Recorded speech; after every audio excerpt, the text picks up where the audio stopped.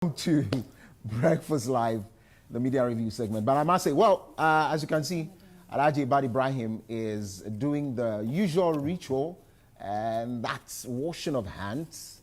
And so, welcome, Alhaji. It's good to see you. So much. Good morning. How are you doing? Yeah, I'm good. I'm fine. Yes. And also, I believe the speech of the president is one of the assuring speeches I have seen so far. Thank you so much. I really do appreciate it. It is so assuring. You can feel that it comes from a certain depth of, if you like, someone who is concerned about the situation. I felt it. I really felt it. And I must say, congratulations to him.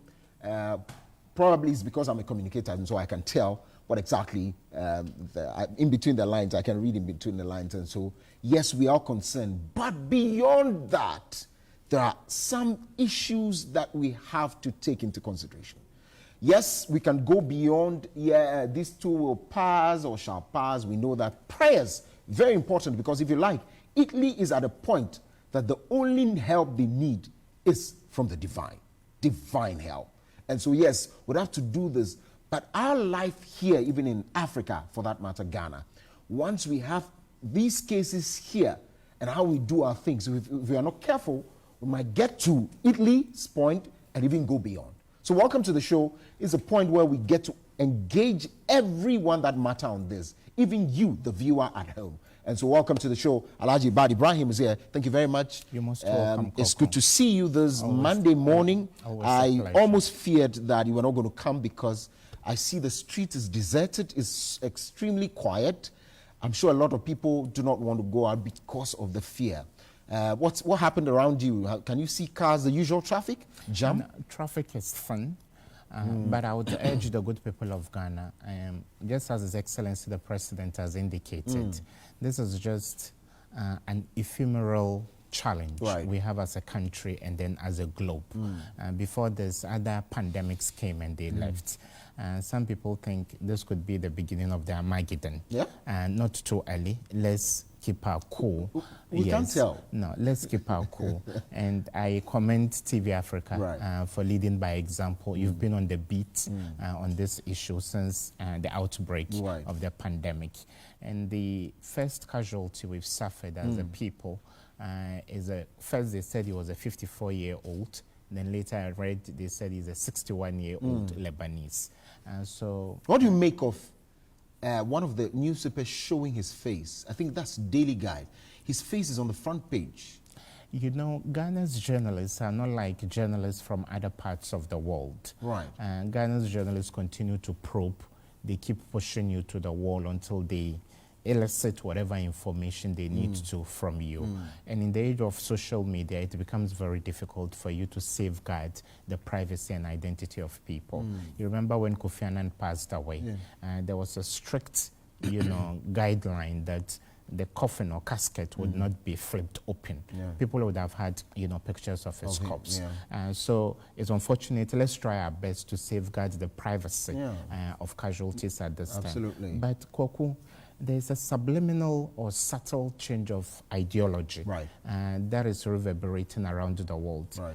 Most of the countries that are most hit or badly hit or battered are capitalist countries. Oh, I see. And then we see communist countries come to their aid. Cuba is sending a brigade of doctors to Italy to help. Russia is going to help. What's the implication there? It means that when we put issues into the hands of the upper 1% or 10% that control our wealth is not the best. The state has to be in charge.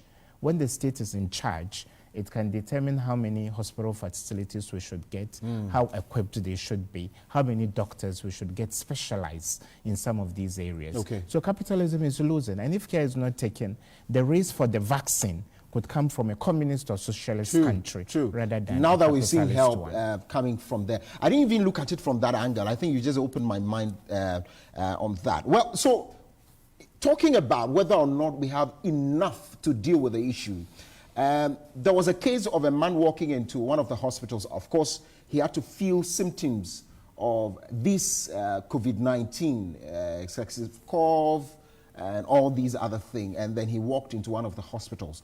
But even before we put him online, this is what I chanced on a letter from the house officers of the Greater Accra Regional Hospital, of course, Reach Hospital. Dear Sir, Madam, protection against COVID-19.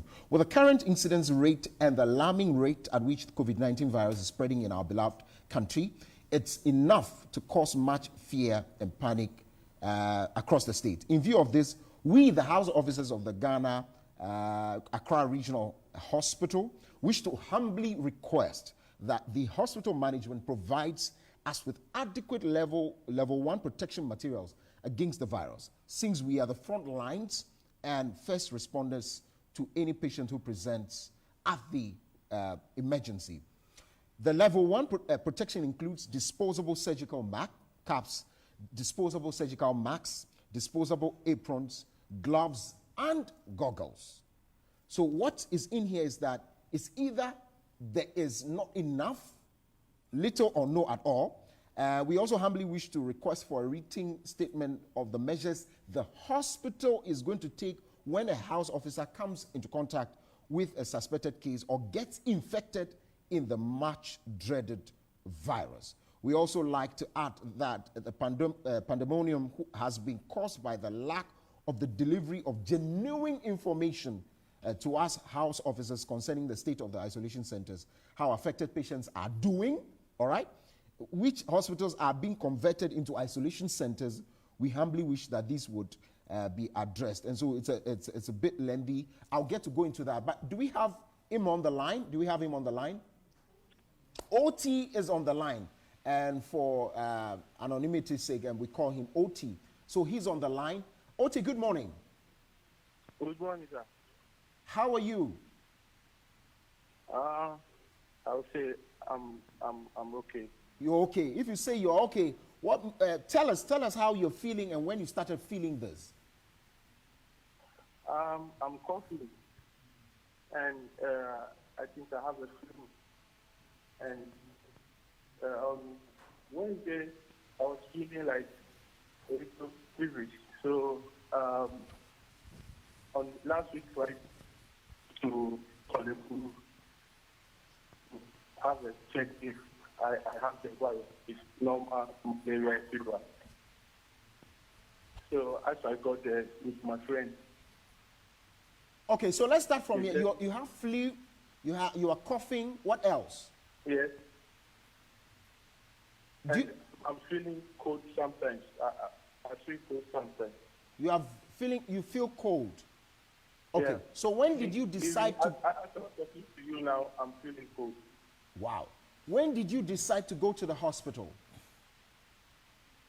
On last week Wednesday, that's when I was feeling, I have to go to the hospital. So I prepared myself on Friday.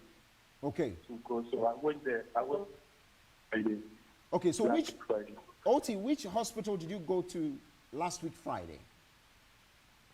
I went to Kolebu and they checked my temperature. Mm-hmm. And my friend I was working with, they also checked his temperature. But mine was high. And it only was okay, normal. Okay. And they asked me if I'm driving. And I told them, no, I'm not driving. Oh, you are not driving? You took a public transport to the place? I took taxi. Okay. Yeah. All right. So after Kolebu, where did you go again? They told me they can't check if I have the virus or not.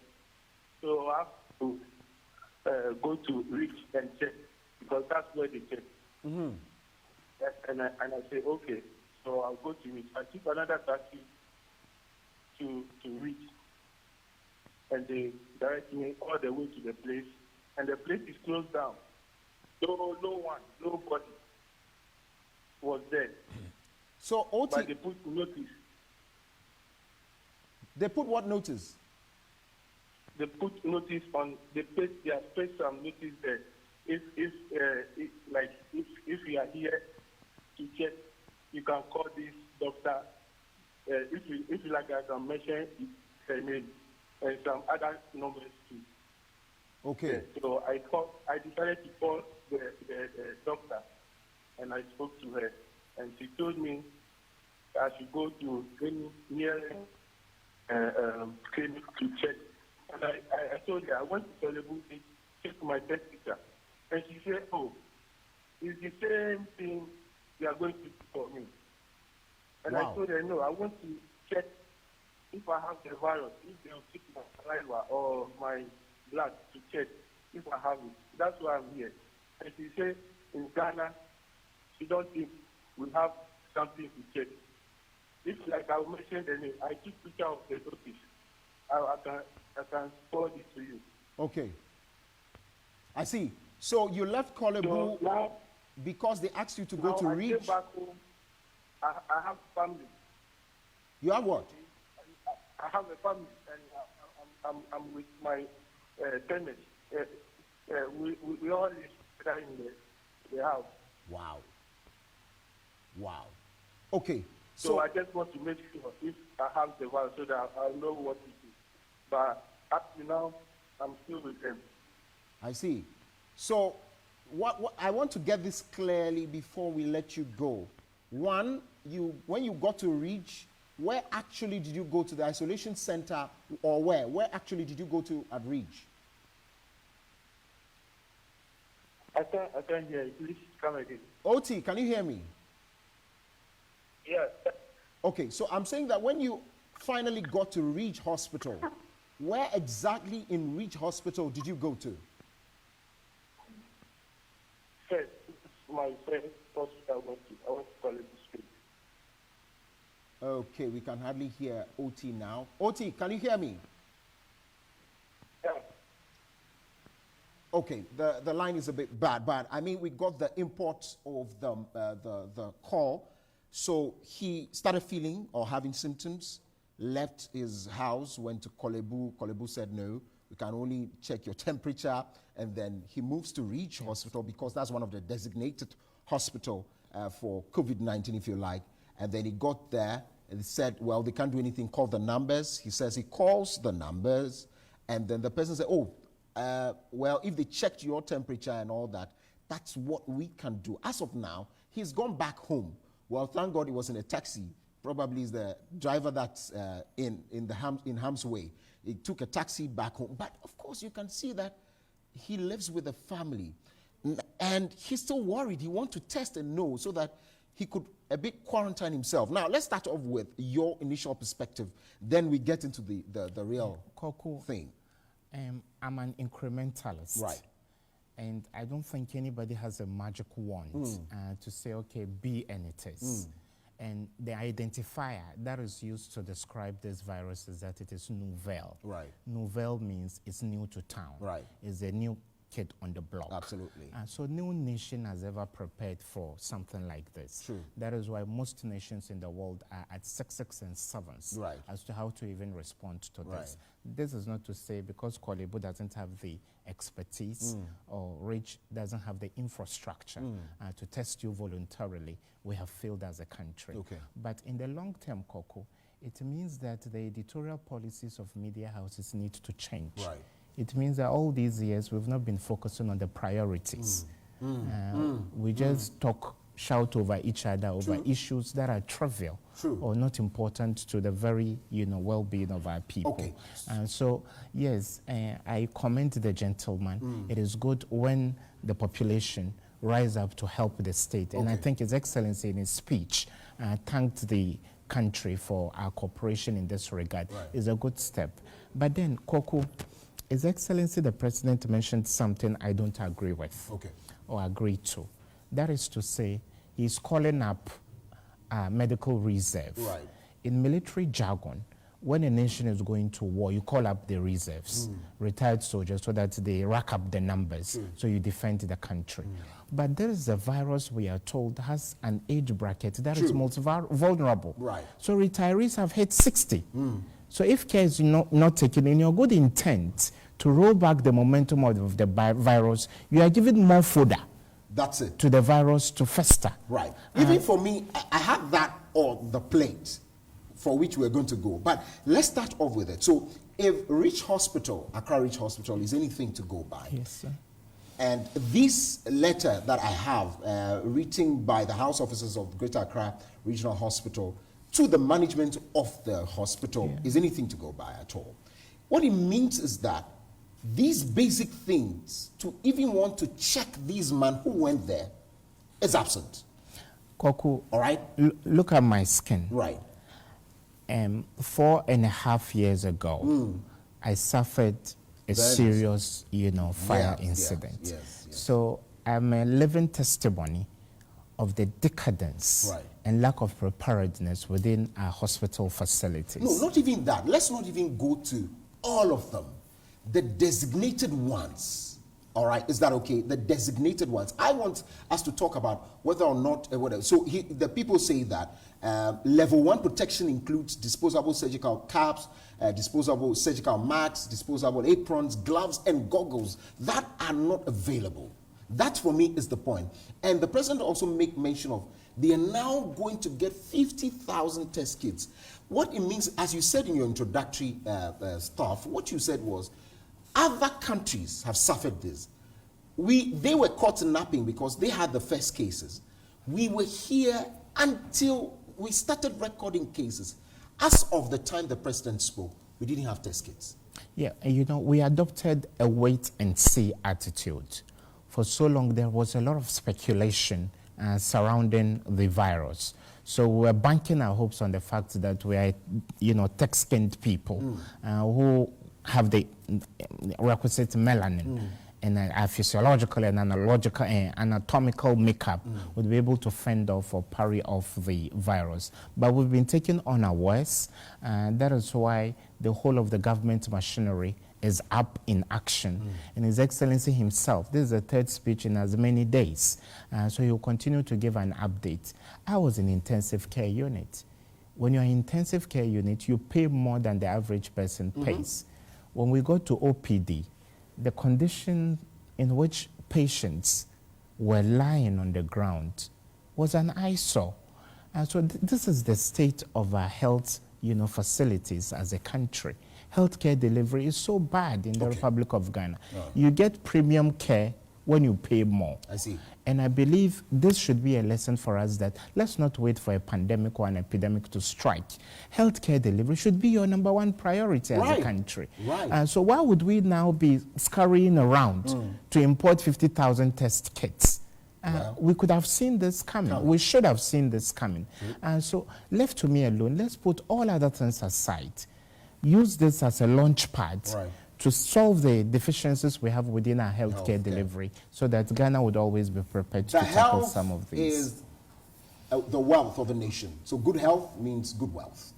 Here's where we are. When we come back from this break, which we're going now, we're going to be talking about this letter again and also juxtapose it with what Rwanda is doing as well in their own jurisdiction and the way forward. We also want to connect with you and see what we can do. So don't go anywhere. We'll be right back. Extremely important, and of course, obviously, the one making headline is COVID-19, the outbreak, the pandemic from all over the world, and of course, here in Ghana. We're joined by Mr. Michael Niaboyanan, who has not been here for a while. I must say on national television that he has failed us for a while. Thank you very much, sir. He's the CEO of Object Consults. He's an accountant, and he knows issues with money. And so we'll put issues with money as far as COVID-19 is concerned. But even before I continue, I want to say a very big thank you to all of you that shared my day with me yesterday. It was my birthday. Grand salute to everyone. My producer is now saying really. Thank you. Anyone that shared with me, it was amazing. I had a good time with all of you, even on social media, Facebook. No, I didn't have a party, so it didn't exceed 25 or anything. I will not answer those questions. So thank you very much, all of you who shared my day with me. It was amazing. Thank you very much, Mr. Michael Niaboyanan. Even before we go to him, again, from what they are saying, there's lack of information even about this.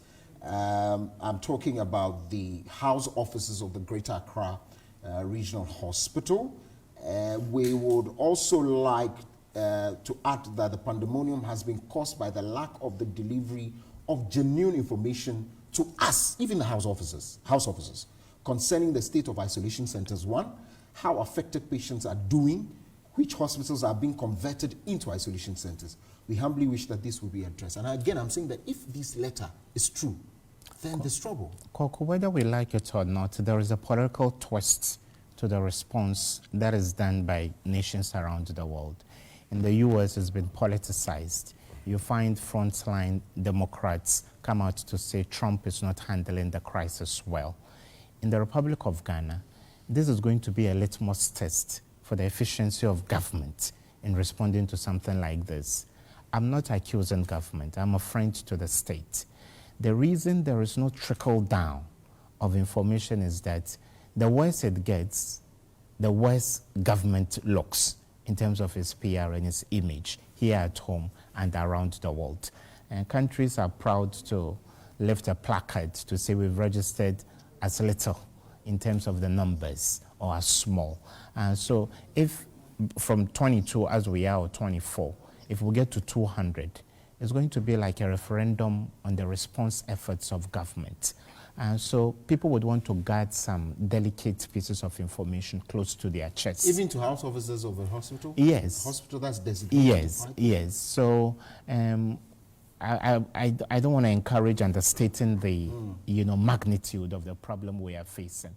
And in our own local parlance, is when you sell your sickness that you get help. So it is important. This is a crisis.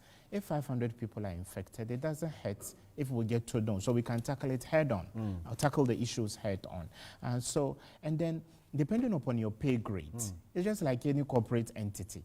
What an MD knows, maybe a COO doesn't. I see. What a COO knows, a low-tier manager doesn't know. I see. And there are issues of confidentiality and all that. So as a frontline person or a responder, yours is to tackle the issues head on. That is why we are accentuating and amplifying the need for protection on both sides. Protection for the medical officers, and then protection for the patients as well. So His Excellency says 50,000 test kits are on their way. Okay. So we hope we are a population of over 30 million, but it's a good start. New York City is under complete lockdown.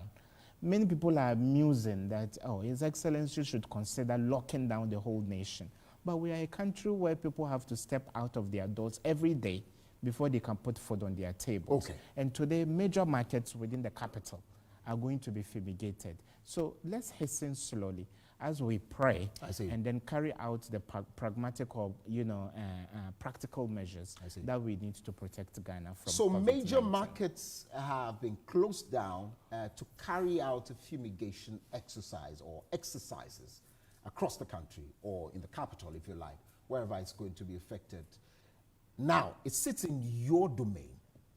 When markets are closed down, people who sell, where do they sell their wares? We who want to buy, well, we've been told to stock our kitchen and our fridges with food. The lending rates, is anything going to be done about it? Should anything be done about it? In this issue of the crisis as far as the pandemic is concerned, what are the implications, especially as far as our economy is concerned? Well, Kuku, I would greet your guests, your viewers. Good morning, and it's been just a week, but it looks like a year. Yes, yes. Of the pandemic, if you like. Well, either way, I think that the challenge that we face is quite huge. This is just the beginning. If we are not able to contain it economically, it would get worse and worse. And I have stated already that this has the capacity of breaking the entire economy down. Of the world, if you will. Yes. I mean, already private economists have started changing the economic outlook. They've started revising it. I mean, we are not going to achieve what we envisage to achieve. I think the Bank of Ghana have done something similar and all that. But you talk of the markets. Well, I think the fumigation thing being done is basically would be for a very short period. Okay. The markets would go back. It's not too much of an issue. I think the major issue is the slowdown of economic activity. I mean, most companies have their sales drying up to about 70%. These companies have commitments to meet. They have obligations to meet, some to their foreign suppliers and local suppliers. Now, if they are not able to generate enough cash to do that, then what it means is that we are going to have a lot of defaults in our banking systems and to their suppliers, which means that value chains will be going down. And what that means, I mean, it's obvious to everybody. It's a complete economic breakdown. Okay. So yes, you might be thinking of a shutdown, but the real economic shutdown comes before your shutdown. I think that the BOG has gone ahead to take some few measures in terms of this mobile money issue, and then dropping down the prime rate from the 16% to I think 14.25%. If you ask me personally, I thought that a strong signal should have been sent out there. We could have dropped it further to about 9%. Okay. I mean, let the business world realize and let let's educate our people who do not understand dropping further, what that would affect. How is it linked to the common person? Yes, I mean, governments borrow as well. And these are the rates, when we talk of the prime rates, these are the benchmark rates that government borrows from all of us in terms of bond. We call them open market operations. When government borrows from us, it means that government comes to the market and competes with us in terms of liquidity. What is available, government takes part of it. Okay. The rest comes to private businesses and all that.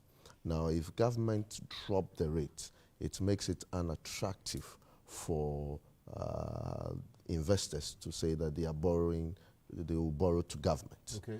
They will prefer to now borrow to the other competitors, which is the businesses and all those stuff. Private people. Exactly, because then the returns in it will be greater than what government is giving. Right. So if currently we are around doing our effective interest rate around 22, 23%.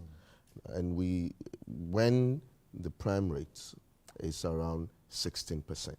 So you can see the difference between the 16 and 23%.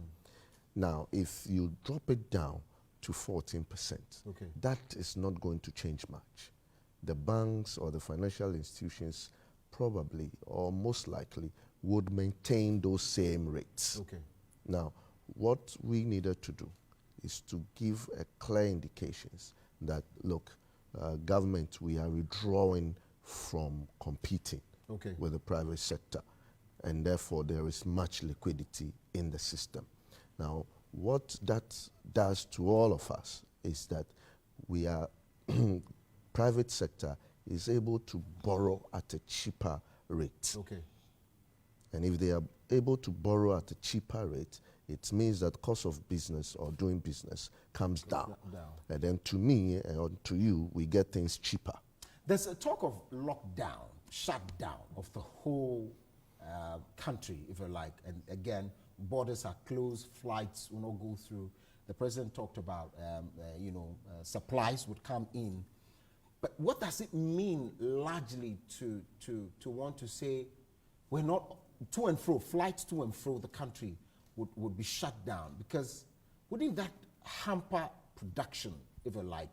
Because we all know that we are import reliant, and people go out there to even buy more rather than just call for things to come in. People go there, go to China to buy and all that.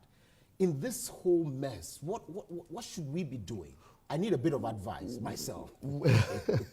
Well, for us as a nation, it is positive and negative. You know, if you cast your mind back a bit, I think the cedi has been that stable. You know, beginning of the year, that is when all these women goes to Turkey, they go to China, they buy, and therefore there is a lot of pressure on the dollar. Now there is none, because most of them are unable to go. You know, now what is going to happen here is that the demand will drastically go down. Okay. If you in certain sectors. Okay. And what that means is that your tax revenues are also going down. Right? Currently, we have a situation where oil prices have gone down, and there is a prediction that it might hit the teens if by April 1st they don't reach some agreement to protect the pricing. Okay. Right. And if that further goes down, that affects us a lot in terms of our budgetary funding. Now, depending on me and you, it looks good only to the extent that we are net importers. But if we do not import that much, it means that our deficits in terms of imports and what we export will be more manageable. But the other hand also, it reduces production and therefore affects jobs and affects taxes. I see. I mean, the jobs is the most risky aspect, because if this should continue for quite a time, then we are looking at even the companies that depend so much on certain commodities to operate. Raw materials, even if you like. Exactly, coming from shutting outside. down. And that is where the risk is. Yeah. You know, if you look at Italy, Italy is badly hit because the disease badly attacked Milan. And this is the industrial hub of Italy. And once that happens, you are crippled. And you know, the industrial hub of Ghana is, if you like, Accra and Kumasi. And most of the cases in Ghana have been found there. You would want to allay these fears while the accountant tells it as it is. Are you going to still do that? The industrial hub, I think, would be our ports of entry. Kumasi, of course, is a big market. It is. But then you have Tema and Takoradi, and then our oil, and then we have our natural gas and all that. That is where the big bucks are. Talking about production of commodities that in terms of retail, because give or take. Yeah, that's right. Takoradi is ahead of Kumasi. Accra. Yes. How about Accra? No, yes, so no, Accra. If Accra and Tema are the biggest. So it's good Mike is counting the cost. Yes, and we have to. And then His Excellency the former president, in wrapping up their 3-day prayer and fasting session, reiterated what he said when he first broke the ice on the issue, that it doesn't help if we are heavy on how do we keep people safe, and then very thin or light on how to save the economy. And this is the right time for brains like Mike and others to be engaged. Because as we talk about saving lives, and I keep saying this, and I don't want to be insensitive, Mike, one guy is dead. It's bad enough. But then death is a daily occurrence. You understand? I feel for him and I feel for his family. We don't know where this is heading. But do you know how many hundreds or even thousands of people die every day? So the panic that has been thrown into the air doesn't help. That's why I feel that we should talk about. Let's get economic activities going. No, how do we get it? Because again, I'm saying that a lot more. You travel, you just came by from afar. I'm close by. But my point is, how many people are on the street? How many people are selling? That is why you need to stimulate the economy at this time, when it starts early. Drop certain taxes. Encourage people out there to trade now, to want to take advantage. If I know that indirect tax, such as VAT, for the purposes of this COVID-19 issue, have been dropped for a month or two, I will want to take advantage of it now. This has the chance of balancing the engagement of economic activities. Other than that, if what I'm going to suffer now is what I will suffer tomorrow, right? Why the need to rush now? I would wait. What do you make of banks not lend, even before I come to him who knows more, what do you make of banks not ready to lend more in this crisis? It's about insolvency. People feel, well, you can't make as much to be able to pay back in real time. And again, major economies in the world like the US are considering doing direct payments to people. Right. Congress is discussing wiring $1,200 to the average American. Whoa. And so can Ghana do this? Ghana doesn't have the economic wherewithal to do that. So let's keep market women going out. That is why I'm happy with the timetable and formula of this fumigation. That, okay, well, we'll do it on a Monday like this, but on Tuesday, you can open the market. Is a fear not after fumigation? A lot of people, you see, where the areas where they've earmarked to do these fumigation exercises. So we do it in Agbogbloshie. And then somebody's going to come from the other markets to that point. You see, it's the once they move, there's movement. And have you been to any markets in these few days? Have you? I went to Marina. I went to Marina. You went to the mall on Saturday. And before I entered most of the shops, they asked me to do what TV Africa made us do this morning. And of course, Mr. Michael Niabuanan did so as well. But it was not caught on camera. Yes. So it's good we are sensitizing people. Right. But life has to go on.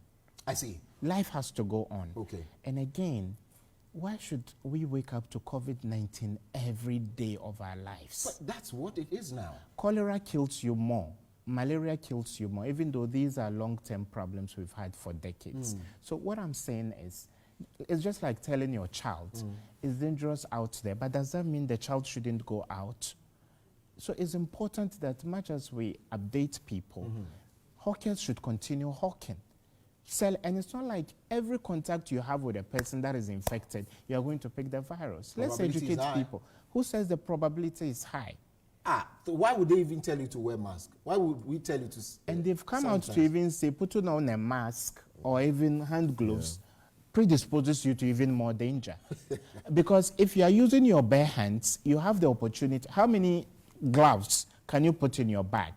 And so there's a lot of misinformation. Our response has been a bit jittery. I would want government to lay back and say, yes, this is a crisis. But lifestyle shouldn't drastically change. Go about your economic activities. Go to the office. Very soon, people will even be scared to go out to work. And so I believe it's important. And people made mention of the need to clamp down on the public transport system. And I think the minister gave an update during one of the Meet the Press sessions. I think what we can do about Trotro at this time is that maybe instead of 3 people in a row, government may consider, speaking with the GPRTU and other private transport companies. How about 2 in a row? Let me tell you something. While I move to him, we interviewed one of the station masters, lorry station masters here, deputy chair of the GPRTU at Odona here. He says, no, that cannot be. You are driving for someone, all right? You were driving for someone. How do you go and account for only 2 people? It is only when fuel prices are down. It's an issue of economics, and I think Mike talked about incentives and pumping. And now petroleum prices, because of the turf war between Russia and Saudi Arabia, petroleum prices have come plummeting.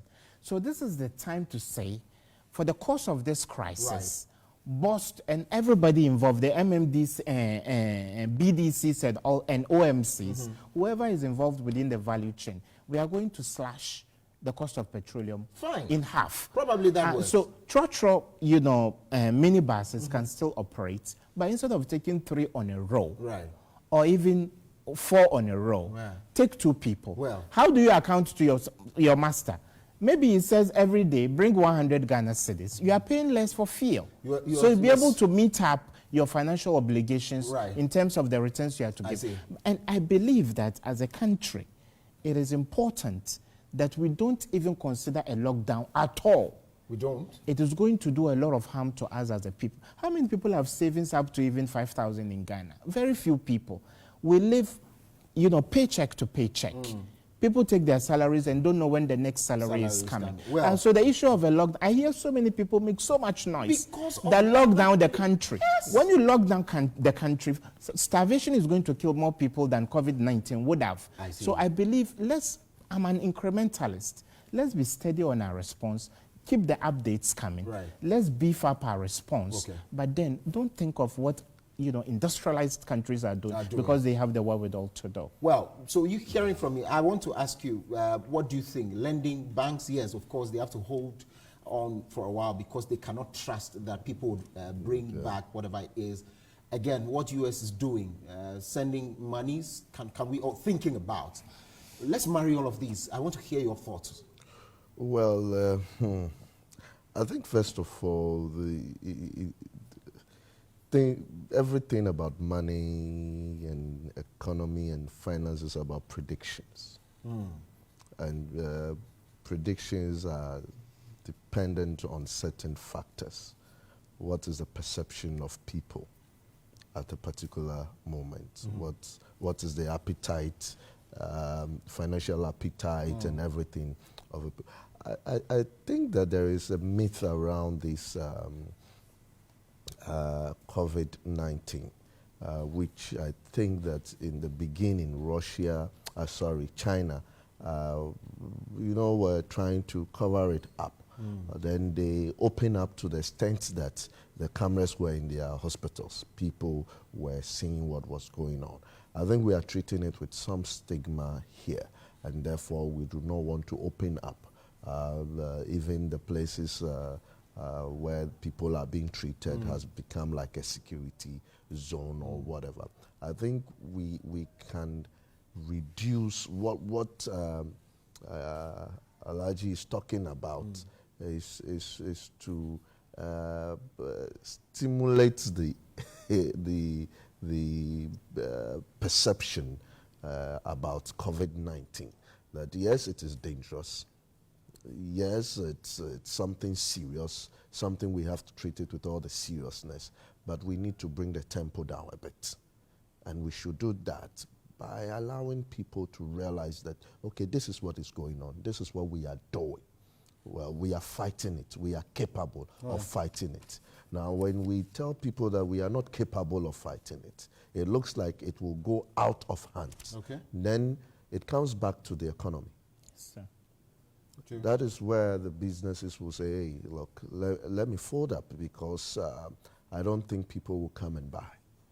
Let me stop my services for some time because nobody will need my services, right? And that hurts us more. Now, in terms of the banks holding back, yes, because they can't predict the future.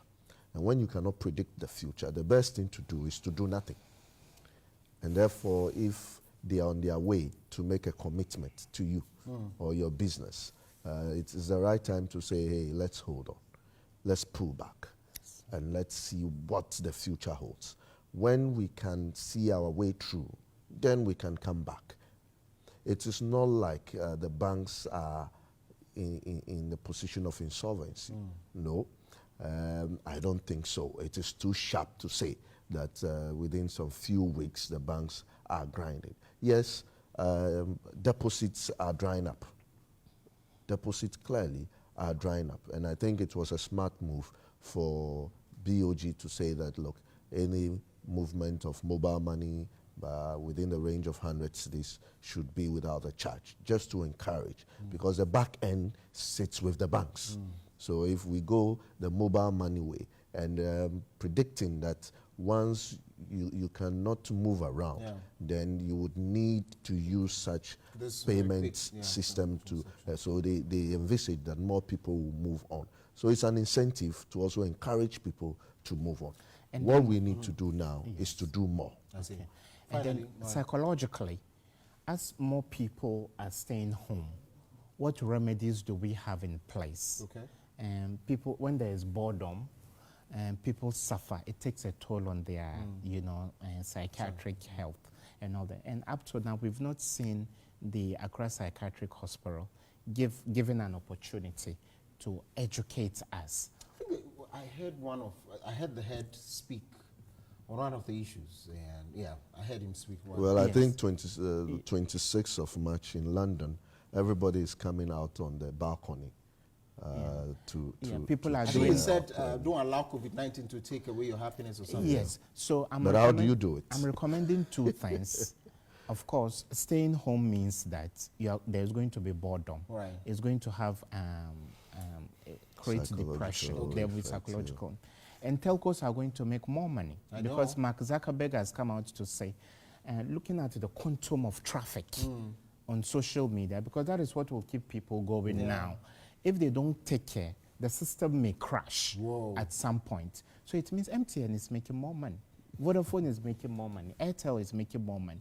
So at some point, the state may have to bite the bullet of taxing them some more to cushion, the economy. Or probably they go into more of the CSR activities. I mean, they are corporate social responsibilities, because again, we need more test kits. Yeah. So what we recommend at this time is families can cobble around and do activities. Okay.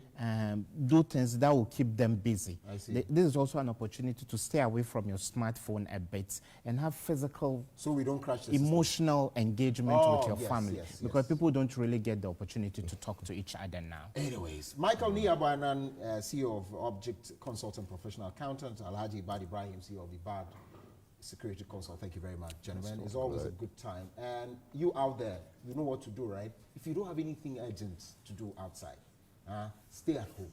I beg you, just stay at home. That's what it is. You have to go to work. That's not me saying, That's what the Ministry of Information, of course, the Ministry of Health, Ghana Health Service has said. Wash your hands regularly, use sanitizers, hand sanitizers, but there must be alcohol in there, ethanol, some basic form of, or high form of it. It kills the germs and bacteria. And so we'll take a break. When we come back, Rosemary Felly is here to do great conversations again. Don't go to where.